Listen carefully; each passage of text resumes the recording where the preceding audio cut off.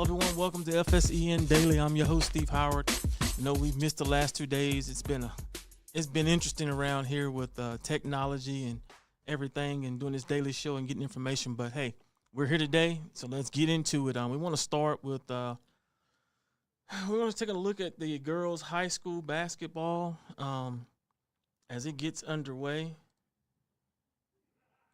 You've got let's take a look at the district standings right now as we get into playoff contention. There's a couple of games that's happening tonight that will determine some seeding as we go forward.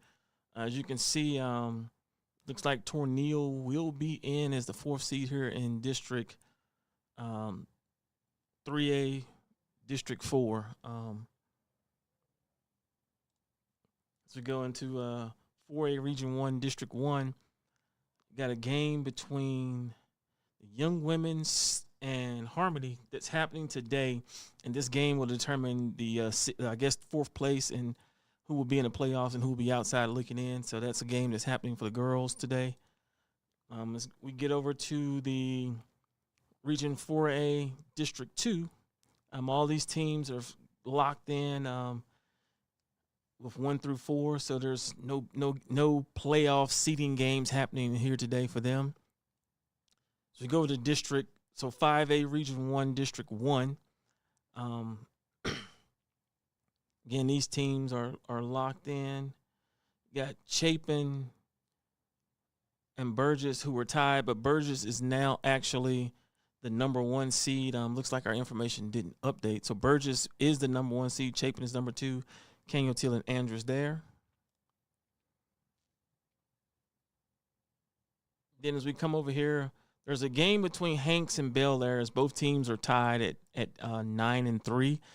They're playing today for seeding. A lot of this has to do with this big school, little school as well, but they're playing for seeding in 2nd place there in this district as well. And so that sums up the girls' district for basketball. We're going to switch over now to the boys' side. And quick rundown here. None of this updated.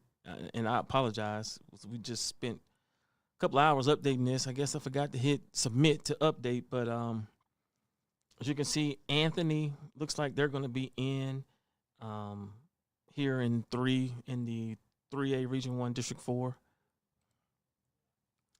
And as we move over to 4A Region 1, District 1, there's been a change here. Bowie is no longer the number 1 seed. Harmony Science is now 5-1. Austin High School is now 5-1. And Bowie is now 3-1. And this is due to Bowie playing an ineligible player and having to forfeit. I think it's 4 games that they ended up forfeiting. And so that brought their record to 3-3, if I'm not mistaken, in the district, and puts them in 3rd place. So that's a tough one there.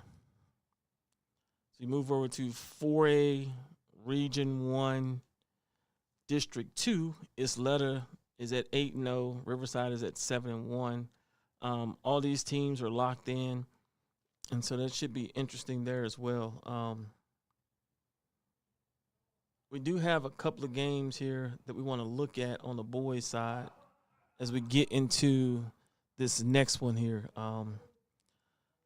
So after Tuesday's games, everyone, El Paso, Andrews, Canyon are all 5-3. Canyon sits in 2nd place, Andrews 3rd, and El Paso is 4th right now. And so there's a couple of games to watch. First one being Canyon plays Andrews tonight. The winner of that game should lock up the number 2 seed in the district, and the loser potentially could be 4th. Another game to watch is in the next district, and that is – it's a couple of games here in this next district. We've got Del Valle versus Americas. Del Valle still needs some help from El Dorado next week, but they do have an opportunity to at least have a tie for the district championship. But, again, they need some help from from El Dorado to do that. Then as we get over to 6A, 6A, you got 2 games happening. First being Franklin and Coronado. So as it stands right now, Franklin is the third seed, Coronado is the fourth. And the winner, so not only is this a rivalry game, but there's a postseason spot on the line as well. And then you got Eastlake and Montwood. Now, if Montwood wants to have any hopes of making a playoff spot, they need to win. But more importantly, Eastlake, they've got second place locked up in the district regardless. But if Eastlake wants an opportunity to play for a district title, they need to win this game. And so Eastlake wins tonight, then the game that they play Eastwood on Tuesday would be for a possibility of being a tie for the district championship. So those are some big games there that you want to take a look at as well. And so now we want to that kind of sums up the standings and the outlook for basketball right now.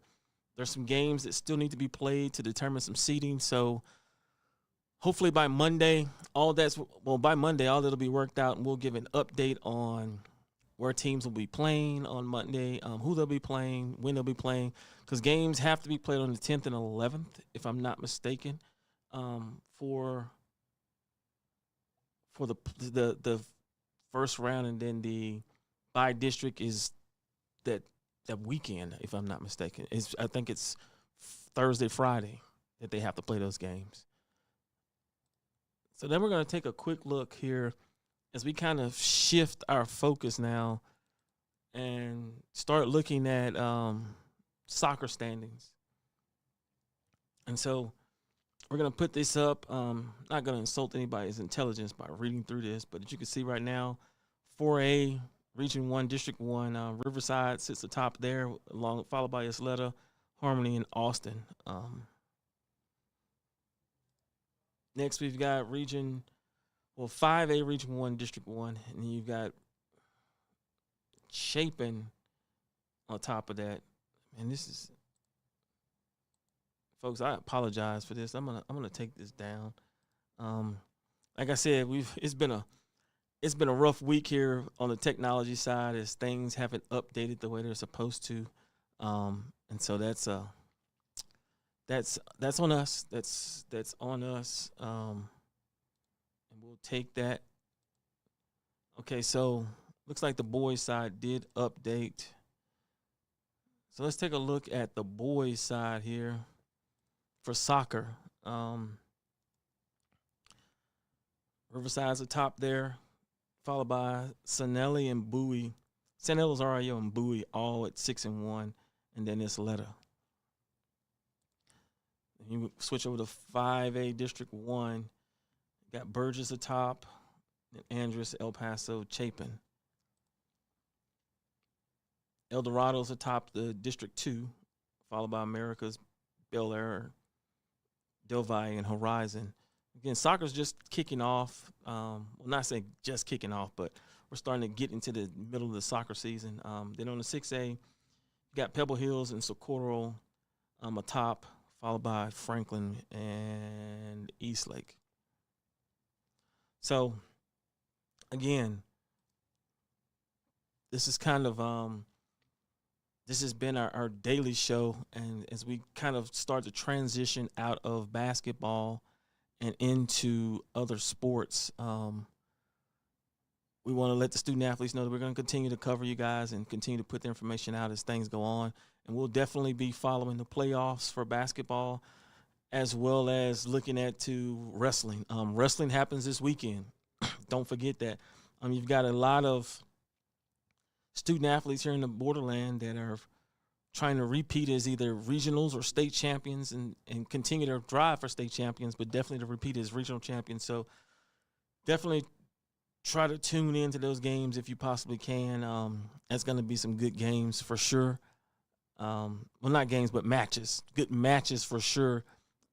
As you got student athletes like Sydney Davis who are trying to repeat as state champions at 152. So definitely support those young men and women as they go in their efforts as well. And then finally, track is about to start up.